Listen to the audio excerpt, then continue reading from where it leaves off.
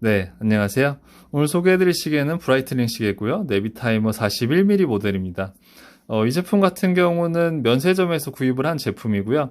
면세점에서 시계를 구입하게 되면 아무래도 좋은 점이 내국인들한테는 3,000불 미만까지만 구입을 할 수가 있잖아요. 그래가지고 백화점에서는 뭐 4, 500만 원 하는 제품인데 면세에서는 그 3,000불 이하로 맞추기 위해서 뭐 2,990 몇 불 이런 식으로 나오는 시계들이 있어요. 그래서 이런 거를 잘 보시면은 되게 득템할 수 있는 찬스가 올 수 있거든요. 그래서 브라이틀링이나 태그호이어 같은 제품들은 약간 300만 원 선에서 그 사이에 이제 제품들이 포지션이 어느 정도 있기 때문에 그라인드를 노리시는 분들은 면세에서 사는 거를 굉장히 추천을 해드립니다.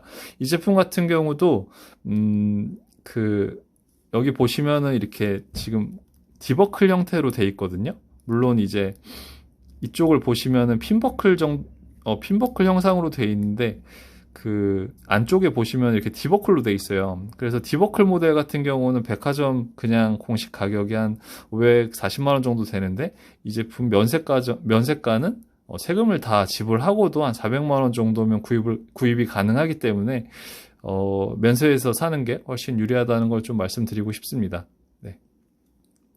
그래서 시계를 보시면은 제가 처음에 이 시계를 봤을 때는 사진으로 봤을 때는 되게 좀 이게 아무래도 인덱스 바나 이런 부분들이 금색이 들어가 있기 때문에 초침이나 분침이나 이런 부분들이 그래서 되게 나이가 들어 보일 줄 알았는데 지금 화면상에서는 아무래도 나이가 좀 들어 보이는 시계이긴 해요. 하지만 실제로 봤을 때는 굉장히 점잖고 젊은 분들이 착용했을 때도 전혀 뭐 문제가 되지 않을 만큼 네, 되게 고급스러운 시계라는 걸 느꼈거든요. 그래서 30대 분들도 충분히 접근이 가능할 것 같아요. 그래서 제 손목에 이렇게 올렸을 때 저한테도 되게 딱 마음에 든다 이런 느낌이 들었었거든요. 그래서 이렇게 착용샷을 한번 보여드릴게요. 실물이 훨씬 낫다고 말씀을 드리고 싶어요. 그래서 만약에 관심 있는 분들은 백화점에서 현물을 한번 확인해 보시면 좋을 것 같고요.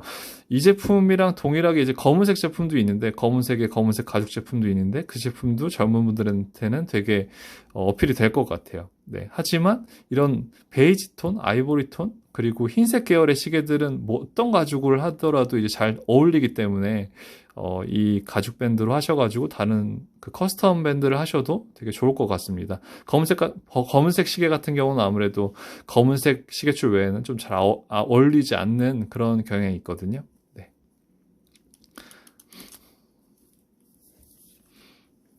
그래서 보시면은 이렇게 빛에 거의 반사가 잘 안 되는 걸 볼 수가 있는데 그 내부 무반사 코팅인 걸 볼 수가 있고요. 스펙이 그렇게 좋지는 않아요.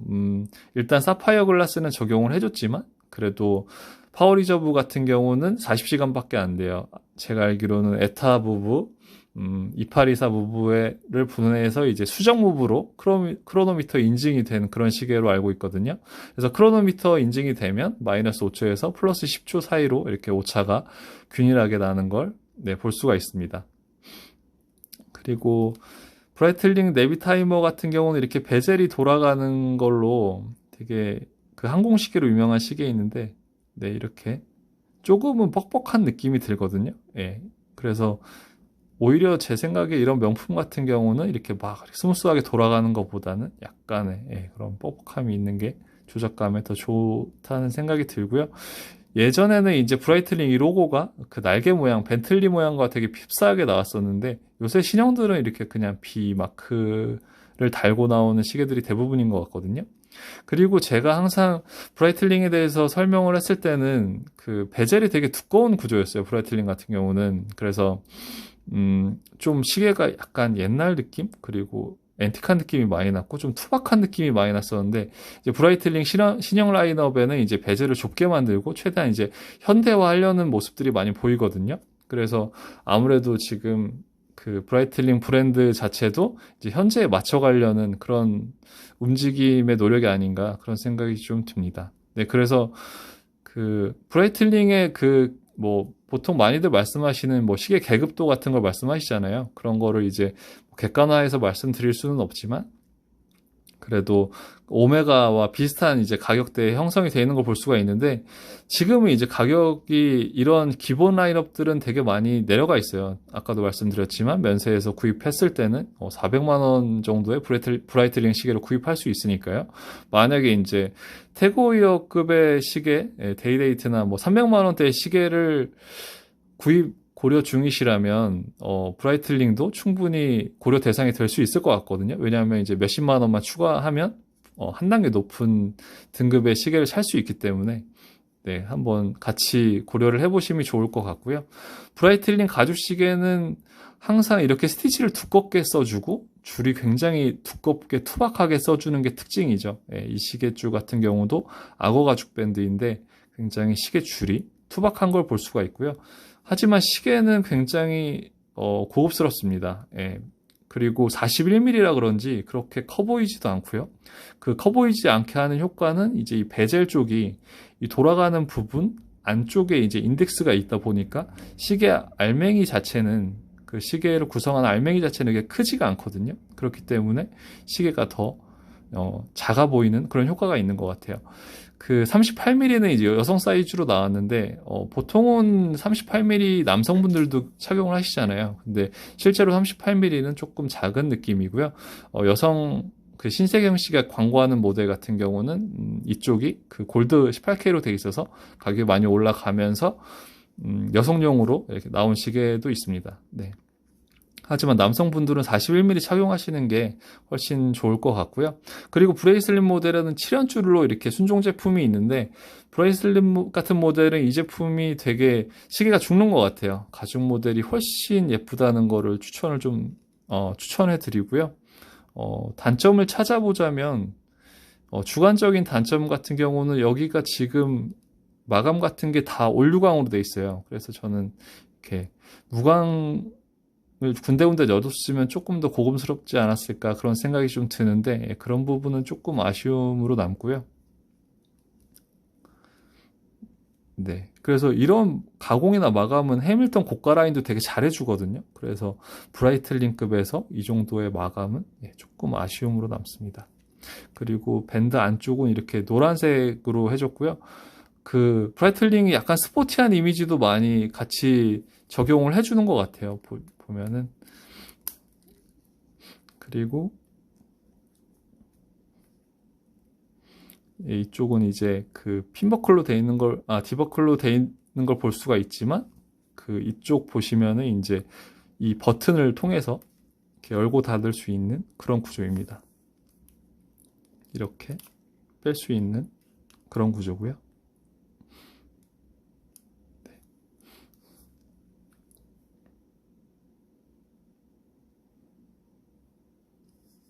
그리고 여기에는 이제 커스텀 밴드로 다른 악어 가죽으로 호환을 하셔도 되게 좋은데, 이제 이 시계를 가지고 계신 분께서는 이 악어 가죽으로 교체를 희망하셨거든요.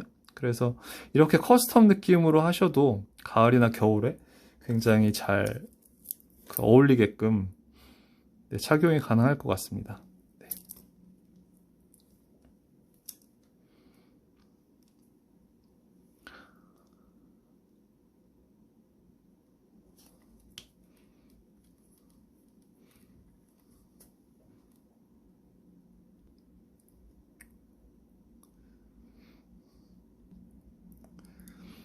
네, 그리고 시계 안쪽에는 이제 그 움직이는 로터가 보이는 그런 방식의 시스루백은 아니고요. 막혀있는 솔리드백 타입인데, 뒤는 이제 그 시리얼 넘버가 있는 관계로 따로 보여드리지는 않을게요.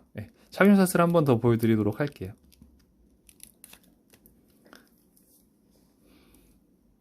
네. 시계를 한번 가까이서도 보여드릴게요. 확실히 이렇게 내부 무반사 코팅이 돼 있으면 리뷰하기도 굉장히 편하거든요. 해밀턴 시계 같은 경우는 빛 번짐이 심해가지고, 빛 반사가 심해서 시계를 좀 정확히 보여드리기가 어려운데, 이 제품 같은 경우는 무반사 코팅이 돼 있어서 지금 보셨을 때 되게 깔끔한 거를 보실 수가 있습니다.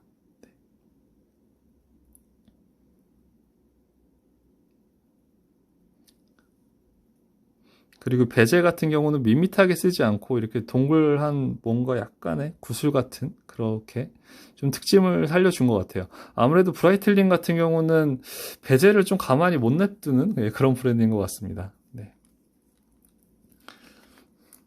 그래서 시계 구성을 한번 보여드리면은 이런 케이스가 있고요. 그래서 이거는 이제 원 박스 안에 들어있는 조그마한 케이스고요. 그리고 구성품 같은 경우는 이렇게 인스트럭션이 있고, 그리고 여기는 이제 그 보증 카드죠. 보증 카드가 이렇게 들어가 있는 거 볼 수 있고요. 그리고 이 뒤에는 이제 영문으로 이제 매뉴얼인데, 여기 이제 워런티란 뒤에 이제 매뉴얼이고요. 그리고 그 국내에서는 명보에서 브라이틀링을 취급하죠. 그래서 뭐 구입 시 주의사항 같은 거. 하나 또 놓쳤네요. 제가 방수 성능을 말씀을 안 드렸는데 이 시계 같은 경우는 방수 성능이 3기압밖에 안 돼요. 그렇기 때문에 거의 드레스워치로만 착용을 하셔야 되고 절대 이제 물이랑은 피하셔야 됩니다. 그리고 무브먼트 같은 경우도 2824 무브먼트 같은 경우는 해밀턴이나 뭐 티소에도 쓰이는 무브먼트거든요. 물론 이제 그걸 분해해서 수정을 들어가고 크로노미터 인증을 받아서 가격이 올라가기는 했지만, 그렇다 하더라도 그 가격대 해밀턴의 가성비를 절대로 따라올 수는 없고요. 물론 이제 명품이라는 이 마크 하나 때문에 착용하는 그런 느낌도 있긴 하지만 가성비가 좋다고 말씀드리기는 좀 어려운 시계입니다. 하지만 이렇게 시계를 실물로 딱 보고 손목에 얹었을 때 그 느낌은 되게 만족감을 주는 시계거든요. 그래서 만약에 300만 원대 또 400만 원 선에서 그 시계를 고민 중이신 분이 계시다면 브라이틀링 모델 추천을 드립니다. 그래서 건판이랑 비교하시면 어떨까 그런 생각이 좀 개인적으로 더 많이 드네요. 이렇게 해서 오늘은 브라이틀링 시계를 리뷰를 해드렸고요. 다음번에는 더 좋은 시계로 찾아뵙도록 하겠습니다. 감사합니다.